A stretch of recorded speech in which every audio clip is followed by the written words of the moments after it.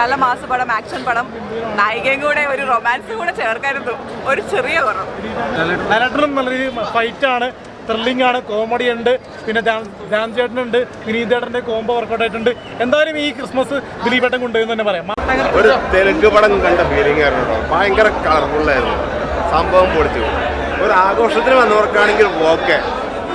ഇന്റർവെല്ലിന് ശേഷം ഒരു തെലുങ്ക് പടത്തിന്റെ ഒരു പവർഫുള്ള്, ഒരു കളർഫുള്ള് ഒരു പടമായി മാറി. ലാലേട്ടനും ദിലീപേട്ടനും വിനീതേട്ടനും ധ്യാനേട്ടനും എല്ലാവരും ഉള്ളൊരു പടത്തിൽ ഞാനും കൂടെ ഉണ്ടായതാണ്. സീൻ ഇതായതാണ്. ദിലീപിന് ഒരു പവർഫുൾ കംബാക്ക് എന്ന് തന്നെ പറയാം. പടം പലരും എന്താ പറയുക, പടം കാണരുതെന്നും അങ്ങനെയൊക്കെ പലരും ബഹിഷ്കരിക്കണം എന്ന് പറഞ്ഞിട്ടുണ്ടെങ്കിലും ഇതിന് അവർക്കുള്ള ഒരു ശരിക്കുള്ള സത്യം പറഞ്ഞ ഒരു തിരിച്ചടിയാണ് കിട്ടിയത്.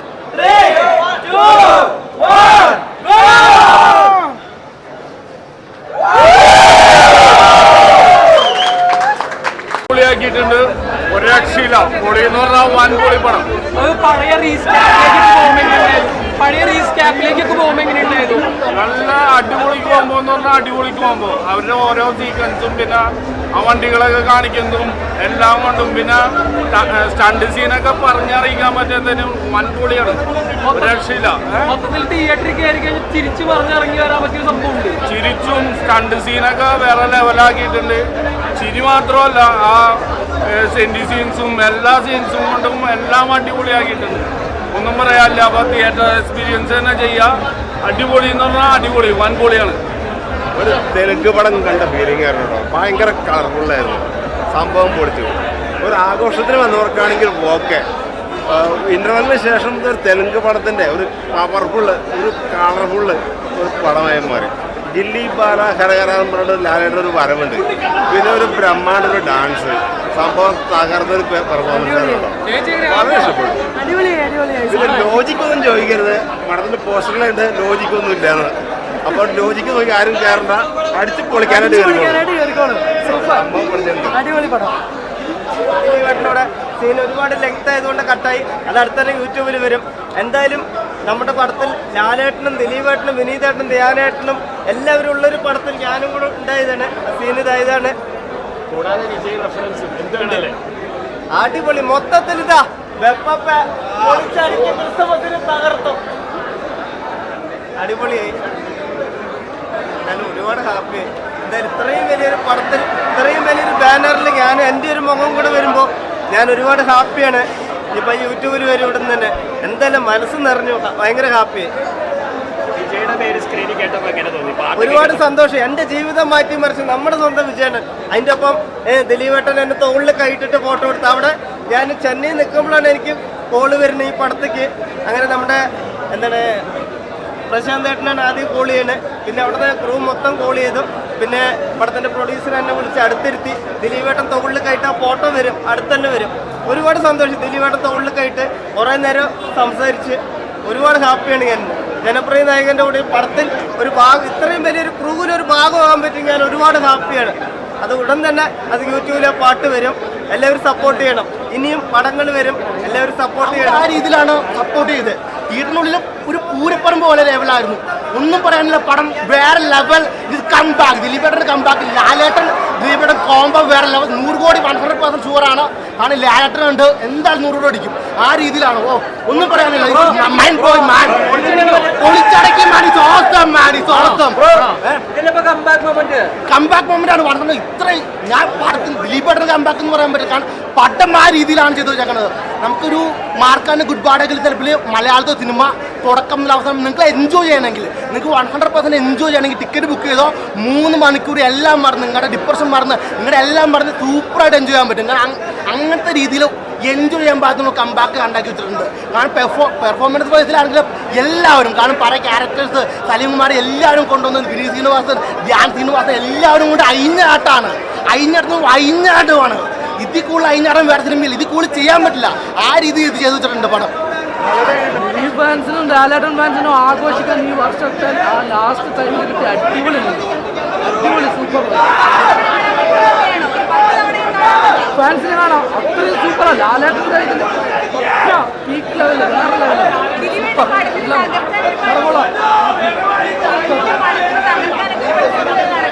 അതൊക്കെ വെറുതെ, അതൊക്കെ ആ വിമർശകർക്കുള്ള മറുപടിയാണ് ഈ പടം എന്താ പറയുക. കാരണം ഇന്നത്തെ ഒരു ദിവസം മൊത്തം ടോട്ടലി ബുക്ക് മൈ ഷോ അടിച്ചു പൊളിച്ചു തോന്നി. അതിലേറെ ഇനി ഈ ഒരു അഭിപ്രായം വരുന്നതോടെ ടോട്ടലി മാറും. കാരണം അത്രയും കത്തിക്കയറും പടം. ദിലീപേക്കിൻ്റെ ഒരു കം ബാക്ക് വേറെ ലെവൽ പവർഫുള്ളായിട്ടാണ് തിരിച്ചു വന്നിട്ടുള്ളത്. ദിലീപിൻ്റെ ഒരു പവർഫുൾ കം ബാക്ക് എന്ന് തന്നെ പറയാം. പടം പലരും എന്താ പറയുക പടം കാണരുതെന്നും അങ്ങനെയൊക്കെ പലരും ബഹിഷ്കരിക്കണം എന്ന് പറഞ്ഞിട്ടുണ്ടെങ്കിലും ഇതിന് അവർക്കുള്ള ഒരു ശരിക്കുള്ള സത്യം പറഞ്ഞ ഒരു തിരിച്ചടിയാണ് ഇത് കിട്ടിയിട്ടുള്ളത്. കാരണം ബുക്ക് മൈ ഷോ ഡബിൾ ഒരു എവിടെയും സീറ്റില്ല. ആ ലെവലിലാണ് ബുക്ക് മൈ ഷോയിൽ ബുക്കിംഗ് നടന്നത്. അതുപോലെ തന്നെ പടത്തിൻ്റെ റിപ്പോർട്ടും അടിപൊളിയാണ്. സൂപ്പർ. ദിലീപ് കോമ്പോ പൊളി. കുറെ നാൾക്ക് ശേഷം വന്നെങ്കിൽ നല്ലോണം പെർഫോം ചെയ്തിട്ടുണ്ട്. പോലെ ഇതുപോലെ കണ്ടിട്ടില്ല സത്യം. അഴിഞ്ഞാട്ടം തന്നെ, അഴിഞ്ഞാട്ടത്തിന്റെ അങ്ങേ അപ്പുറം. നല്ല മാസ പടം, ആക്ഷൻ പടം, നായികയും കൂടെ ഒരു റൊമാൻസ് കൂടെ ചേർക്കായിരുന്നു ഒരു ചെറിയ കുറവ്.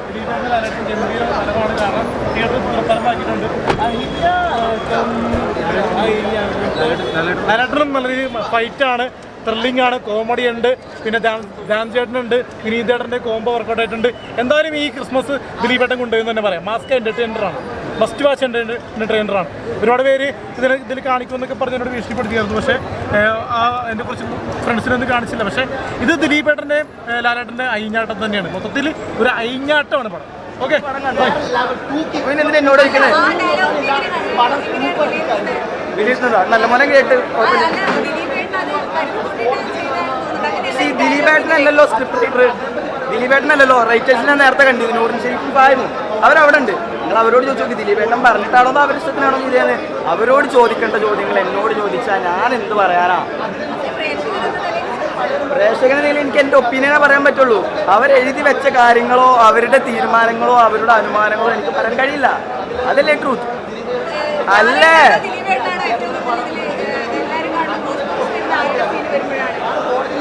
നല്ല സീനുകൾക്കാണ് ഇതിൽ ഏറ്റവും കൂടുതൽ അത് കിട്ടുന്നത്. ഇതില്ല അവരുടെ കെമിസ്ട്രി, ക്രിസ്ത്യൻ ബ്രദേഴ്സ് 2020 ഒരുപാട് സിനിമകൾക്ക് ശേഷം ഇവരെ ഒരു കെമിസ്ട്രി കറക്റ്റായി വർക്കായി. പക്ഷേ എനിക്ക് തോന്നുന്നു ലാലേട്ടൻ്റെ ക്യാമിയ റോളിനൊക്കെ ക്ലൈമാക്സിൽ വേറൊരു ക്യാമിയ ഉണ്ട്. ആരാണെന്ന് പറഞ്ഞാൽ സ്പോയിലർ ആയിപ്പോയി. അതെന്തായാലും അതിൽ തിയേറ്റർ ഒന്ന് ഷോക്കായി, ഒട്ടും എക്സ്പെക്ട് ചെയ്യാത്തൊരു സാധനം കിട്ടി, അത് കിട്ടില്ല. അവർ തമ്മിൽ ഓക്കെ ആണ്. അത് പിന്നെ പറഞ്ഞു കഴിഞ്ഞാൽ പിന്നെ ആൾക്കാർക്ക് സിനിമ ആണ് പറയുന്നത്, പിന്നെ സിനിമ ഉള്ളതല്ലോ ഇല്ല. ഓ കിടിലേ ലാലേട്ടനും പിന്നെയുള്ള ലാലേട്ടനും ദിലീപേട്ടനും ഒരു കോമ്പോയിൽ തന്നെ വിനീതേട്ടനും ധ്യാനും ഓക്കെ കിടിലാണ്. ഷോ കഴിഞ്ഞവർ എത്രയും പെട്ടെന്ന് വാഹനങ്ങൾ മാറ്റി കൊടുക്കേണ്ടതാണ്. ഷോ കഴിഞ്ഞവർ എത്രയും പെട്ടെന്ന് വാഹനം മാറ്റി കൊടുക്കേണ്ടതാണ്.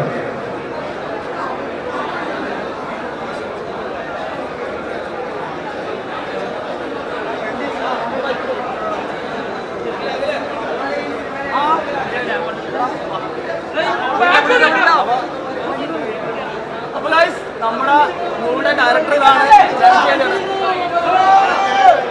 നമ്മുടെ ഈ മൂവിയുടെ ഡയറക്ടർ. എനിക്ക് ഇതിനകത്തൊരു ആത്മീയതൊരു അവസരം തന്നു.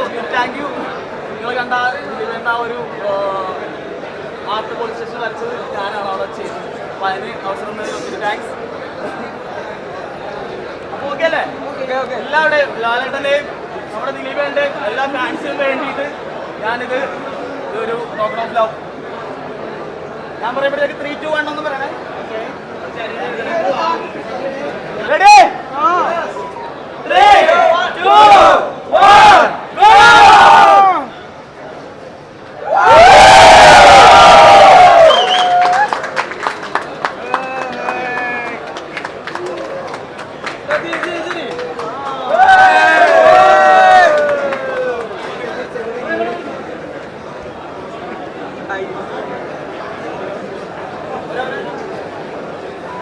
Thank you guys. സന്തോഷം. സോ അതിൻ്റെ ഭാഗമായിട്ടാണ് ഈ ഒരു ആദ്യം ചെയ്തത്. അതിനകത്ത് ബാലു വർഗീസ് ചേട്ടനാണ് ചെയ്യുന്നത്. അപ്പോൾ അത് ഒറിജിനലായിട്ട് ചെയ്തത് ഞാനാണ് ആ ഒരു മൂവിയിൽ. അപ്പോൾ ഈ ഒരു വലിയൊരു മൂവിയുടെ ഭാഗമാകാൻ പറ്റിയതിന് ഒത്തിരി സന്തോഷം. Thank you so much. അപ്പോൾ എല്ലാവരും മൂവി കാണാം. കഴിഞ്ഞായിട്ട് നമ്മൾ തിയേറ്ററിൽ കണ്ടിറങ്ങി. ആ ഒരു എക്സ്പീരിയൻസ് എങ്ങനെയുണ്ട്? ഇപ്പോൾ എന്താ പറയുക, നമുക്ക് പഴയൊരു ദിലീപേണ്ണ തിരിച്ചു കിട്ടിയൊരു ഫീൽ. ഒരു കൂടുതൽ പറഞ്ഞു കഴിഞ്ഞാൽ സർപ്രൈസ് പോയി. അതുകൊണ്ട് അവർ വന്ന് കണ്ട് എക്സ്പീരിയൻസ് ചെയ്യട്ടെ. എന്നാൽ രണ്ടുപേരും കൂടെ ഉള്ള കോമ്പോ ദിലീപേട്ടനൊക്കെ ഒരുപാട് ഇഷ്ടങ്ങളല്ലോ. അദ്ദേഹം ഒരുപാട് നല്ല പടങ്ങൾ ചെയ്യുന്ന ഒരു കലാകാരനാണ്. അദ്ദേഹത്തിൻ്റെ കലയാണ് നമ്മൾ ഇഷ്ടപ്പെട്ടത്. ദിലീപേട്ടൻ എന്നുള്ള പേഴ്സണാലിറ്റി ഒക്കെ അയാൾ ചെയ്തില്ല എന്നുള്ള അദ്ദേഹത്തിൻ്റെ ആ ഒരു കലാകാരനെയാണ് ഇന്നും ജനങ്ങൾക്ക് ഇഷ്ടം. ആ കലയെ ആസ്വദിക്കുക എന്നുള്ളതാണ് എന്നെ പോലത്തെ പ്രേക്ഷകർക്ക് ഇഷ്ടം. വേറെ ഒന്നിനും നമുക്ക് പോകേണ്ട ആവശ്യമില്ല. പിന്നെ ബാക്കി കാര്യങ്ങളെല്ലാം കോടതിയുടെ കയ്യിലാണ്. അത്രമാത്രം അങ്ങനെ കളി സിനിമ നമ്മൾ എൻജോയ് ചെയ്യാറുണ്ട്. സിനിമ നമ്മൾ കാണാൻ വരുമ്പോൾ സിനിമ എൻജോയ് ചെയ്യുന്നത് അത് പ്രേക്ഷകർക്ക് കിട്ടുന്നുണ്ടെങ്കിൽ അത് ആ സിനിമയുടെ വിജയം ആ ആർട്ടിസ്റ്റിൻ്റെ വിജയമാണ്. അങ്ങനെയല്ല ഇപ്പോൾ നമുക്കിതൊക്കെ അങ്ങനെ വരുന്നതല്ലേ. ക്രിസ്മസിന് നമ്മൾ എന്താ മെയിനായിട്ട് ചെയ്യണം, ഡാൻസ് ചെയ്യണം, നമുക്ക് പാട്ട് ചെയ്യണം, നമ്മൾ എൻജോയ് ചെയ്യണം. അതെന്തായാലും പബ്ബയിലുണ്ട്. അത്യാവശ്യം പാട്ടും കാര്യവും പിന്നെ ലാൽസാറിനൊക്കെ കുറേ ഫൈറ്റ് ആണെങ്കിലും പാട്ടുകളാണെങ്കിലും ആ സംഭവമുണ്ട്. ഫാൻസുകാർക്ക് പറ്റിയ പടമാണ് പബ്ബ എന്ന് പറയുന്നത്. വേറെ നമ്മൾ അതിനിങ്ങനെ ഇത് അങ്ങനെ ആയില്ലല്ലോ എങ്ങനെ ആയില്ലല്ലോ കഥ അവിടെ എത്തില്ലല്ലോ അതൊന്നുമല്ല. ഫാൻസുകാർക്കല്ല അടിച്ചു പൊളിക്കാനായിട്ട് വരുന്ന ഫാൻസുകാർക്കുള്ള പടമാണ് പബ്ബ. എനിക്ക് ഫീൽ ചെയ്തത് എൻ്റെ പേഴ്സണൽ അഭിപ്രായമാണ് പറഞ്ഞത്. എൻ്റെ ഒന്നും പറയരുത്, എൻ്റെ പേഴ്സണൽ അഭിപ്രായം. അടിച്ചു പൊളിക്കാം അത്രയാണ്. നല്ല ഫൈറ്റ് നല്ല സോങ്.